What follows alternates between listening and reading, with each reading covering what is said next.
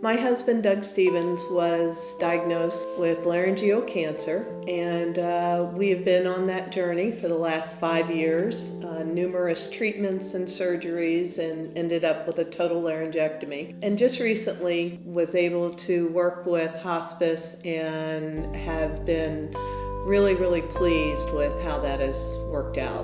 Before Hospice, I was the primary sole caregiver. As a caregiver, it gets really hard because you're doing it all yourself, or you try to at first. And I heard someone refer to it as your circle of care, and you've got to keep expanding that circle of care as you progress through the journey, because you can't do it all. And if you try to, you may not survive your loved one. As dramatic as that may sound, it does happen. And what Hospice does is they help relieve the pressure on the caregiver. They do it with their medical personnel, people like Susan, who come every week and check his vitals. So I know, even though we haven't been to a doctor's office maybe in a couple weeks or even longer, that someone's monitoring his vitals. And she's great. I can ask her questions about his medications. This isn't, here's a problem we've had this week.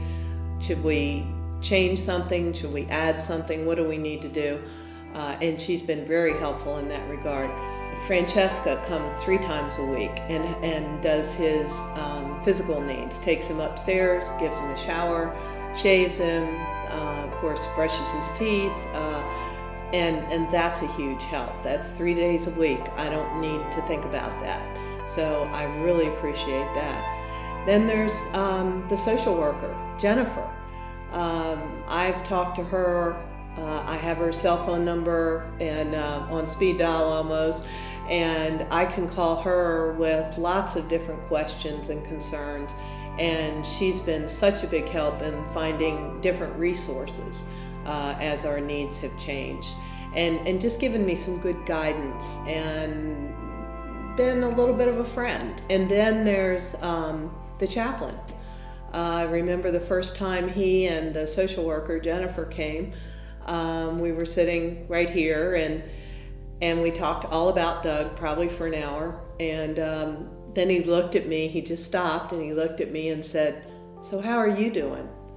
And the tears, I was fine. I was like I am right now, just chatting. And the tears streamed all at once.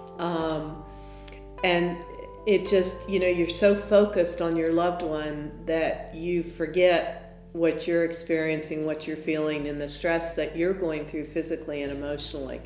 And Hospice helps not just relieve the physical needs, but the emotional needs. So they're just, it's for both Doug and I. It's not just for him.